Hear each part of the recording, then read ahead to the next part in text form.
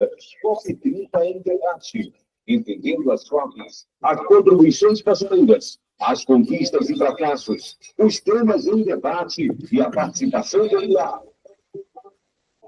A partir de agora, no seu aplicativo de rádio, COP30 em debate. Apresentação, Padre Edilberto Senna. Sintonize. Boa tarde, ouvinte. Estamos aqui para partilhar com você reflexões, críticas de ideias e esperanças. COP30, daqui até novembro, a cada 15 dias, teremos interlocutores aqui conosco, a seu serviço, ouvinte, para que você compreenda melhor os pró e os contra, as esperanças e os desafios da Conferência do Clima na Amazônia. Vamos ter vários outros temas, como, por exemplo, a COP e o mercado de carbono. Outro tema vamos ter a Amazônia, pivô da crise climática, o agronegócio e a mineração. A COP e os combustíveis fósseis. E assim por diante, até novembro estaremos juntos. E hoje temos dois interlocutores especiais que convidamos e eles aceitaram com muita alegria. Primeiro está aqui conosco a Moema Miranda. Moema Miranda é leiga católica, pertence à Ordem Franciscana Secular, é antropóloga com mestrado em Antropologia Social pelo Museu Nacional do Rio de Janeiro e doutora em Filosofia pela PUC do Rio de Janeiro. É professora no Instituto Teológico Franciscano, integra a coordenação da Rede Eclesial e Mineração. É assessora da Comissão Episcopal Pastoral Especial para a Ecologia Integral e Mineração. Integra a Coordenação Nacional do Serviço Interfranciscano de Justiça e Paz e Ecologia. Participa da equipe coordenadora da Ameríndia. É assessora da Rede Eclesial Panamazônica, REPAM, e integra a Coordenação Nacional da Comissão Brasileira.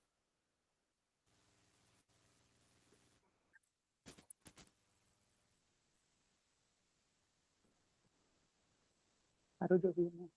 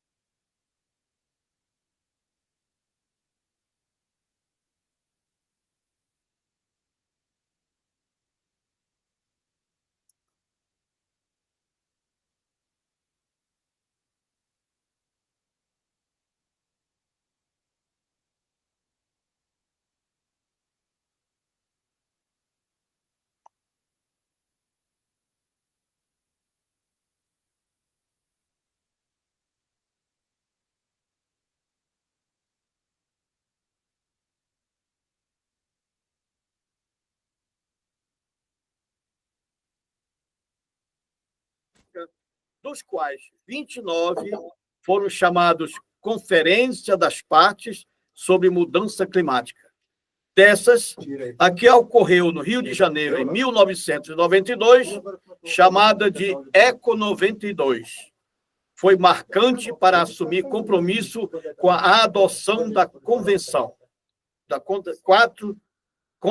Quadro das Nações Unidas sobre Mudanças Climáticas, a chamada Agenda 21.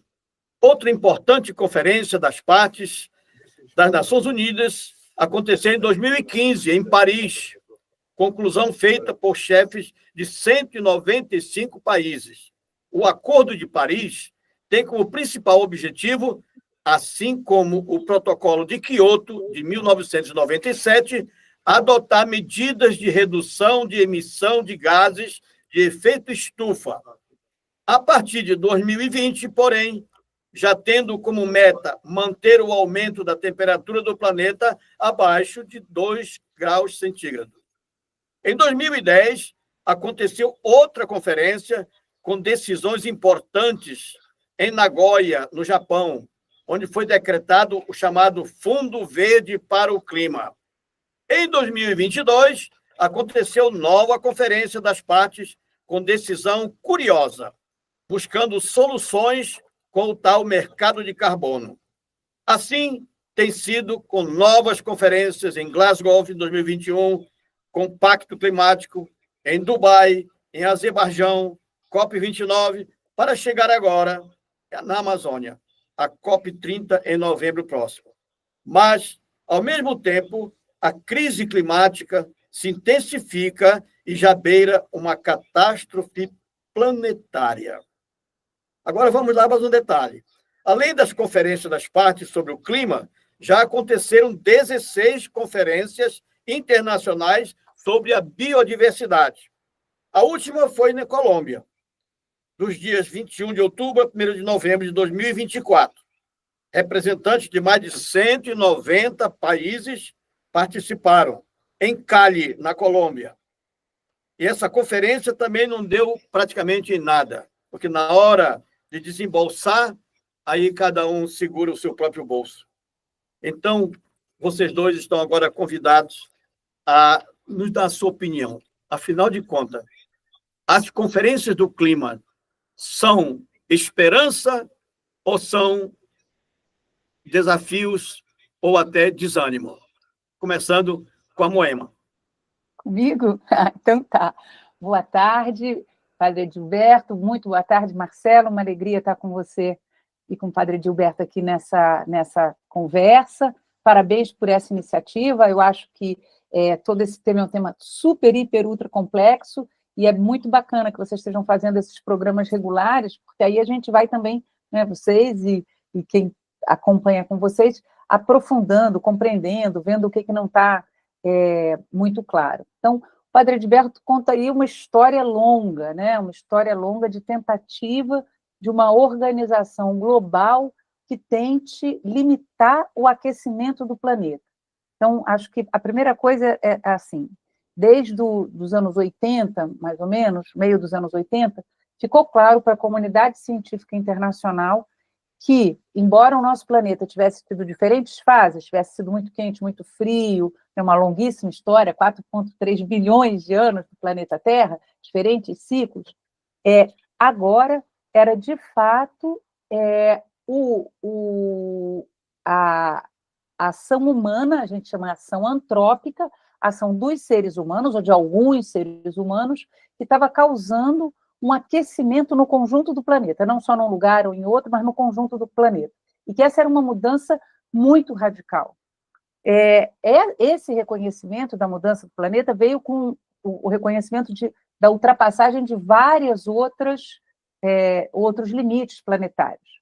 Como vocês começaram, né, Padre Edilberto começou lembrando lá da Rio 92, depois do começo dos anos 80, foi a tentativa de dizer, bom, é possível ter um desenvolvimento, tal como a gente compreende, né, na matriz ocidental, cidades mais industrializadas, e, ao mesmo tempo, garantir o equilíbrio e o equilíbrio do planeta, o equilíbrio ambiental. Esse é um desafio imenso, que ainda não está resolvido e que está efetivamente piorando. Então, quando a gente olha o conjunto dos resultados, a gente tem que dizer, gente, de fato, a nossa situação hoje é imensamente mais séria, mais perigosa e mais ameaçadora para a vida de todas as vidas no planeta, para todos os mundos que habitam esse planeta, o mundo dos animais, o mundo das plantas, dos rios, dos mares. Hoje estão muito mais ameaçados todos esses mundos pela ação humana do que estavam antes. Você tem um crescimento, porque o padrão que leva a esse aquecimento, ele não foi alterado, ao contrário. E se a gente olha, na verdade, nos últimos anos, depois de 2015, você tem uma aceleração no aquecimento. Então, a situação é super perigosa, e exige de nós muita consciência. Por outro lado, nós acabamos de ter a eleição do Donald Trump nos Estados Unidos. Nós, aqui no Brasil, já tivemos outros governos negacionistas. A possibilidade de não ter nenhuma instância de gestão global de uma coisa que afeta todo o globo, ela se torna um risco enorme. porque os Estados Unidos, na verdade, ajudaram, foram um país fundamental para construir essa arquitetura internacional, essa governança internacional, esse acordo de que as Nações Unidas existem, as Nações Unidas têm convenções, as convenções são construídas pelo conjunto dos países, toda essa arquitetura onde as COPs acontecem foram construídas depois da Segunda Guerra Mundial com um acordo entre os países mais ricos do mundo e, aos poucos, os outros países foram entrando. Essa arquitetura hoje, com a entrada do Trump no poder e o negacionismo, depois a gente pode falar um pouco mais sobre isso, né, Padre Gilberto, sobre o que é o negacionismo, que eu acho que é muito importante a gente compreender bem, e hoje essa arquitetura corre um risco enorme de ser destruída. Então, a gente pode dizer assim, a gente está saindo da frigideira para cair no fogo, porque se as COPs de fato, e o Papa Francisco tem dito isso, a encíclica Laudato Si, a Laudato Deum, né, se as COPs não têm resolvido, sem a gente ter uma instância global que possa trazer consciência e possa, de alguma forma, tentar encontrar algum nível de acordo, certamente a situação vai estar muito pior. Então, para começar, eu diria isso. Muito bem. Marcelo, e você que participou de 2 dessas conferências já, e envolvido em tantos movimentos, você tem esperança de que, finalmente, as conferências vão dar um resultado de salvar o planeta, a Amazônia? Salvar o Xingu? Padre, sinceramente, eu acho que só as conferências eu não acredito que vão resolver o problema. Eu concordo com a Moema que é importante a gente tentar, né, e buscar esses acordos globais. Então, a gente está falando de uma conferência que reúne mais de 200 países, ou quase 200 países do mundo, e que tem que chegar num acordo. Então, se a gente tem dificuldade de chegar num acordo na nossa associação de bairro, né, aí você vai para a prefeitura, estados, cada nação, e aí você tem que ter um acordo entre 200 nações. Então, a complexidade de um acordo global ela é muito grande. Então, acho que a gente tem chances muito pequenas, sendo muito sincero, de avançar na velocidade que o planeta exige para que a gente contenha essa crise climática, se a gente for apostar só nas COPs. Eu acho que as COPs elas precisam do clamor popular, elas precisam dos movimentos sociais, elas precisam que os consumidores, né, que as empresas, que todas as camadas da sociedade se envolvam, né, entendam o tamanho da dimensão do problema e que busquem ações. Eu acho que os governos também se movem muito pela opinião popular, né, e em diversas camadas. A gente sabe que é muito difícil concatenar todos os movimentos numa só direção, mas se tem um momento para fazer isso, é esse. Né? A gente, né, nessas conferências todas, né, até agora, até o Acordo de Paris, né, você tinha uma meta, né, de redução das emissões até um limite, né, de 2 graus da era industrial. Né, acho que isso depois é legal a gente entender direitinho, não sei se já falaram disso em outros programas. E o ano passado, né, até 2 graus e com o limite de 1,5 grau acima da era industrial, e o ano passado a gente já passou desse 1,5 grau. Então, não precisa ser cientista para perceber que a temperatura do planeta aumentou, que as chuvas desregularam, né? A gente já está vivendo na pele as consequências dessa crise climática na Amazônia, no Brasil inteiro e em várias partes do mundo. Né? Então, acho que a resposta as COPs sozinhas não vão conseguir. Né? Mas a gente precisa acreditar que, com a ajuda da sociedade, com vários movimentos organizados, a gente consiga, né, buscar um bom senso, buscar acordos mais ambiciosos, que partem, eu acho, de bairros, cidades, estados, países, né? Então todo mundo tem que estar organizado e olhando para a mesma direção. É um desafio hercúleo. Interessante. Agora eu fico perguntando, ver como é que vocês interpretam. São milhões e quase bilhões de reais que estão sendo gastos nessas 29 conferências, inclusive nessa atual, o governo paraense e o governo brasileiro estão gastando alguns bilhões para preparar a capital Belém para a COP, a conferência de 30, a COP 30. Agora, são 29 passadas e o clima está pior, o planeta mais destruído, a Amazônia mais destruída. E você diz assim, o Marcelo diz, bom, depende da gente unir a sociedade com os governantes, se eu entendi bem. Essa é uma solução ou tem causas mais profundas que estão impedindo que, de fato, se leve a sério a defesa do planeta e da vida da nossa civilização? Moema. Olha, eu acho que a questão mais profunda, Padre Gilberto, assim, falando, como o povo diz, curto e grosso, é que nós hoje vivemos num sistema capitalista que domina o mundo, né? Outro dia eu li um artigo que eu achei muito interessante, que ele dizia, hoje, a sociedade do capital, ela é onipresente no planeta Terra, tanto quanto a gravidade.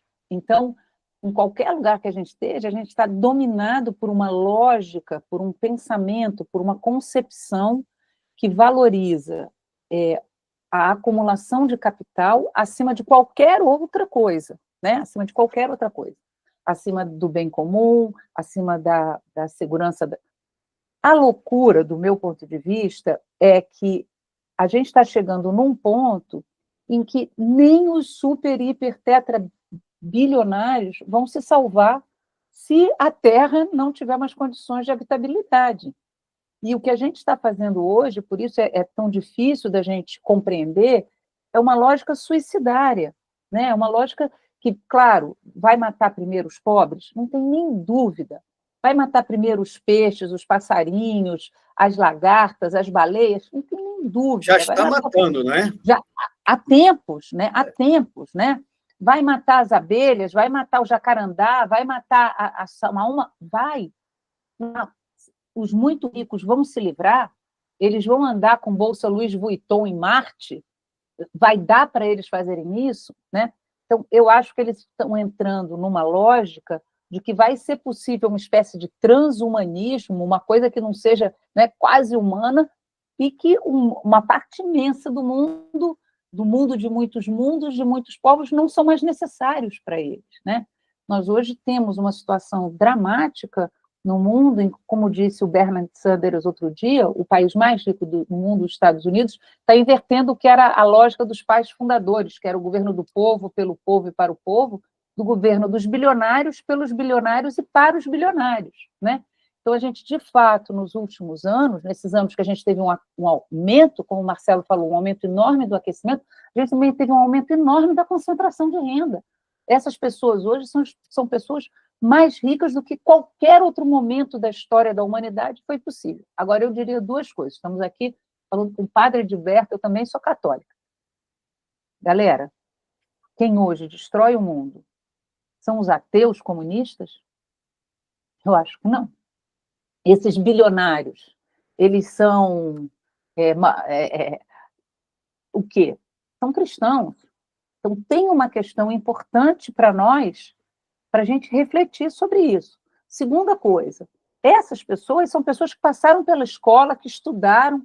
Então, o que a gente fez como formação de consciência que leva a que essas pessoas, com tudo que eles sabem, tanto quanto a gente, ou muito mais até, estejam caminhando nessa pulsão de morte, né? Que mata a gente antes, mas também chega lá. Então, eu acho que tem um sistema hoje, e essa lógica sistêmica, ela é muito, muito, muito profunda. E ela, eu vou terminar com isso, desculpa que eu estou falando muito, eu acho que o outro lado perverso dessa história é que parece que não tem saída, né? Que leva a uma espécie de sem futuro, uma coisa distópica. Olha, não tem utopia, pessoal, é só isso aí, não vai dar, não vai ter futuro. Então, isso também acho que é uma coisa fundamental para a gente romper, como o Marcelo disse antes, não adianta esperar que vão ser os governos lá na COP que vão resolver, né? Como é que a gente, de fato, abre o futuro para novos futuros, para um mundo que caiba muitos mundos, né? Marcelo, você é envolvido com tantos movimentos sociais, esteve em 2 COPs. Você veio de lá com alguma esperança das COPs que você participou? Ou, de fato, não tem jeito? Nós estamos caminhando, de fato, para uma catástrofe final de civilização. Padre, eu sou um realista esperançoso. Então, assim, eu acho que a gente tem poucas chances de virar o jogo, mas eu trabalho para essa pouca chance. Entendeu? Tem 95% de chance de dar errado tudo isso que a gente está falando aqui. Então, todo o cenário que a Moema descreveu é um cenário que a diferença é 95% de chance da catástrofe, mas a gente tem os 5% de chance de transformar esse sistema, né? E eu, quando fui para as COPs, eu sempre fui muito reticente a esses eventos, grandes eventos internacionais, porque eu achava muito pouco prático. E quando eu recebi um convite para ir para Glasgow, eu estava ajudando a estruturar uma organização chamada Saúde em Harmonia, aqui no Xingu, e eles são observadores da COP, é uma organização americana que veio aqui para a Amazônia. Eu fui o coordenador executivo durante 2 anos para ajudar a estruturar essa organização aqui, inclusive com a colaboração de uma prima do Padre Gilberto, né, a Thalita Sena, que eu quero mandar um grande abraço aqui. Doutora, médica. Médica, agora, sensacional. E companheira. E quando eu fui convidado, eu falei, eu vou, vamos ver qual é que é. Glasgow ia ser a COP das florestas, tinham vários povos indígenas e movimentos sociais se mobilizando para ir para lá. E eu falei, eu vou se eu puder ir com alguma liderança indígena ou ribeirinha, porque não sou eu que tenho que falar, é o povo da floresta que tem que dar o recado. E, encurtando a história, no fim eu fui com a Juma Chipaia, que é uma jovem incrível, uma liderança do Xingu, que hoje está, né, como secretária do Ministério dos Povos Indígenas, junto com a Soninha. E o que eu vi em Glasgow é isso, é um desespero de um lado, de negociações muito complexas, muito difíceis de entender, né? Eu fiquei 10 dias lá e até hoje eu não entendo exatamente o que aconteceu. Depois eu fui entender lendo matérias e conversando com outras pessoas. Mas o ambiente, né, as pessoas que você encontra, os vários movimentos, as várias reuniões, o surgimento de novas organizações, de novas empresas, de novas coalizões, isso dá muita energia, muita esperança de que a gente tem uma chance aí, tem uma galera boa vindo para bagunçar esse tabuleiro e gerar uma transformação. Então, conheci, né, mais de perto o pessoal do movimento do Fridays for Future, que a Greta Thunberg fez, iniciou, ela não fez sozinha. Aliás, ela foi presa essa semana porque estava defendendo a justiça climática, né? Foi presa lá na Terra. Foi presa essa semana? Não sabia, olha. A galera do Extinction Rebellion, né, que é um movimento da Inglaterra, juntando com Alessandra Munduruku e dos movimentos indígenas brasileiros. Então, acho que quando você reconhece pares nesses espaços, é muito energizante e dá esperança, sim, mas a gente tem que sair da esperança para a ação, né? E, o que a gente faz com tudo isso? Eu acho que esses ambientes, né, e para terminar essa parte da fala, não existe a COP, né? Quando você tem um evento que junta representantes de 200 países, né, você tem governantes, você tem, né, pessoas dos estados, né, que não necessariamente concordam com os governantes que estão ali, você tem sociedade civil, organizada, não organizada, empresários picaretas, empresários criando um novo futuro, e tudo está misturado ali. Então, assim, reconhecer pares, reconhecer, tipo, inovações, seja inovações de luta, inovações de modelo de negócio, inovações, né, de formas de organização social, não é o mesmo movimento que aconteceu na década de 80 com os movimentos eclesiásticos de base, não vai ser a solução daqui para frente, mas a gente pode se inspirar e aprender, mas tem que olhar para novas formas de organização que estão surgindo aí. Agora a gente tem internet rápida, inclusive nos confins da Amazônia. Então, o que a gente faz com isso para gerar mobilização? Então, eu acho que olhar para essas várias COPs e achar qual que atua para fazer a diferença, né? Eu acho que o pensamento agir local, mas pensar global, só que é um pensar global que agora exige uma certa velocidade, tomando cuidado para não virar um ansioso climático, né? A gente estava tendo essa conversa com a galera dos movimentos sociais aqui em Altamira. Então, a gente tem que criar coisas inovadoras que avancem rápido, mas, ao mesmo tempo, respeitando o ritmo de cada um e tentando achar como é que a gente se encaixa nos movimentos. Mas eu acho que é isso. As COPs, são várias COPs em um único evento, né? Acho que a gente tem que achar qual que é a nossa e incidir da melhor maneira. Legal. Agora, vou começar novamente com a nossa grande professora. Então, é o seguinte, professora, Moema, o Brasil vai presidir a COP30, Belém do Pará, em Amazônia. Todo esse emblemático, a Amazônia que luta, que é importante e tudo. Aí, o governo brasileiro tem força para fazer a virada com a sociedade? Será que aquele exemplo que deram há poucos dias os indígenas e os professores do Pará, que botaram o governador no canto da parede e fizeram ele ficar de joelhos e ter que ceder à pressão, será que a sociedade civil tem força suficiente e unidade de luta para enfrentar o capitalismo que você acabou de falar, o Trump e os Trimps e os diabos que estão aí, né? Você acha que tem possibilidade da COP30 ser uma virada? Olha, eu estou muito com o Marcelo, sabe? Eu acho que a nossa chance é pequena, mas a gente está apostando tudo que tem nessa chance, até porque não tem uma outra alternativa, né? Não tem planeta B, como o pessoal falou. Então, a nossa única chance é fortalecer caminho. Agora, fácil não está.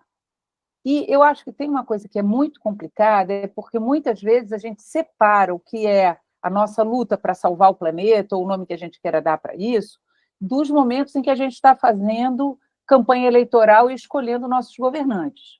Nas últimas eleições, 89% dos prefeitos da Amazônia são contra qualquer questão climática, ambiental, ecológica. Quem colocou essas pessoas lá? Né? Como é que elas chegaram lá? Então, a gente tem um sistema político que favorece o negacionismo, que favorece a invisibilização, finge que isso não é uma questão, e coloca uma ideia de desenvolvimento como se ela pudesse acontecer sem o planeta, como se desse para todo mundo virar Elon Musk andando por aí né, e destruindo. Não dá, o planeta não aguenta, não cabe, né? Dá para todo mundo viver bem, o planeta é abundante, é generoso, é uma mãe gentil, dá para um monte de coisa, mas não dá para a gente acumular ilimitadamente.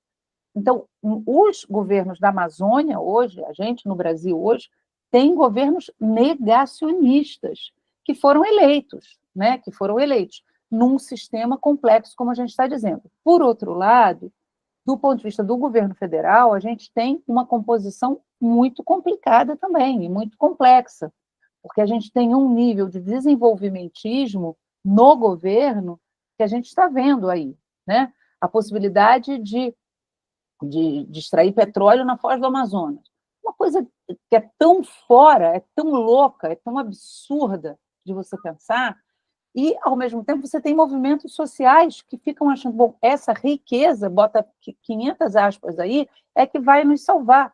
É claro que dentro de uma lógica de uma civilização fóssil, uma civilização da morte, né, do uso intensivo dos combustíveis fósseis, a gente fica achando que petróleo saindo é mais riqueza do que todo o estuário que a gente tem lá, toda a biodiversidade, mas é uma ideia que está totalmente fora do lugar e fora do tempo. Agora, o governo, claro, ele é refém também, porque no Brasil a gente tem duas forças, digamos, 3 grandes forças, né? A força do petróleo, a força da mineração e do agronegócio, que se juntam no agro-hidro-mineronegócio e tem um poder hoje imenso, inclusive no Congresso. Então, é claro que o nosso governo está andando, né, assim, e Marcelo falou da Sônia, da Marina, enfim, mas não é a maioria, né? Então, a gente, às vezes, fica com uma no cravo, outra na ferradura, acende uma vela para Deus e uma vela para o demônio, para ver como é que a gente vai ganhando tempo, para ver se acumula força para transformar.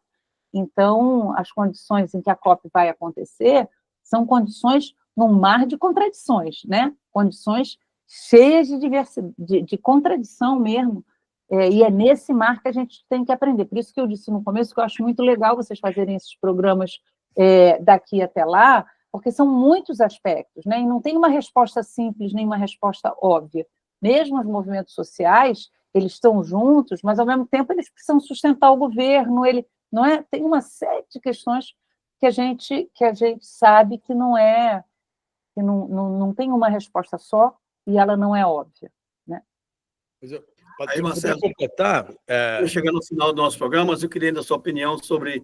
Olha só, estão organizando também a COP do agro. Estão sabendo disso? O agronegócio está organizando a sua COP, a sua Conferência do Clima, a partir da ótica deles, que é destruir a Amazônia para poder gerar lucro para eles, né? Aí, diante dessas coisas todas, você também, a Moema falou, você, afinal de contas, tem esperança ou não tem? Você parece que agora disse que tem. Não, eu acho que tem, com certeza. Completando, acho que um pouco a fala da Moema, padre, acho que a COP 30 ser em Belém, né, na Amazônia, num país democrático, com um movimento social forte e atuante, né, é muito simbólico. Então, eu acho que vai ser muito mais suscetível a pressões do que em Dubai. Eu tive em Dubai, é um país que não é aberto para manifestações sociais. As manifestações eram muito controladas e pequenas, entendeu? Em Glasgow, teve uma grande passeata, você tinha um pouco mais de mobilização da sociedade civil. Em Belém, eu não espero menos do que uma revolução nas ruas, entendeu? Eu acho que esse calor que o povo brasileiro, que os latinos que vão se juntar ali, tem que contagiar o mundo, contagiar a conferência. E eu acho que isso vai ser um grande diferencial. A COP já começou, né? Ela não é um evento que vai acontecer em novembro. Então, até o exemplo que você deu, né, da mobilização dos professores, já foi um movimento da COP, entendeu? E o Helder provavelmente não cederia se ele tivesse num outro momento da história. Então, que muitos movimentos venham daqui até a COP para ir construindo esse cenário. Mas eu acho que os desafios são enormes. A eleição do Trump, né? A eleição recente na Alemanha também, que levou, né, a direita, não foi a extrema-direita, mas a extrema-direita se fortaleceu no parlamento. Né? A gente não está num mundo fácil de lidar, não. Entendeu? Então, mas o fato da gente fazer essa COP na Amazônia com essa possibilidade, né, dessa pressão popular, eu acho que é muito simbólico e eu tenho esperança de que coisas boas podem sair dali. Mas nós temos que construir essas coisas boas, não pode só esperar. Esperança no sentido de fazer acontecer até a COP e depois da COP, né? E assim, uma coisa que eu ouvi também, que eu queria colocar aqui, a COP, reforçando, não é um evento isolado. A COP 30 em Belém, ela começou quando foi anunciada em Dubai. Então, por exemplo, uma das articulações que eu estou participando é da alimentação para a COP 30. Então, como é que a gente cria uma jornada para que todas essas mais de 100 mil pessoas que estejam lá comam produtos da Amazônia, agroecológicos, de populações extrativistas e indígenas, e que isso sirva para educar também um paladar, que esses empreendimentos floresçam no tempo. Então, tem uma jornada de preparação até a COP, e na COP o mundo inteiro vai estar olhando para o Brasil.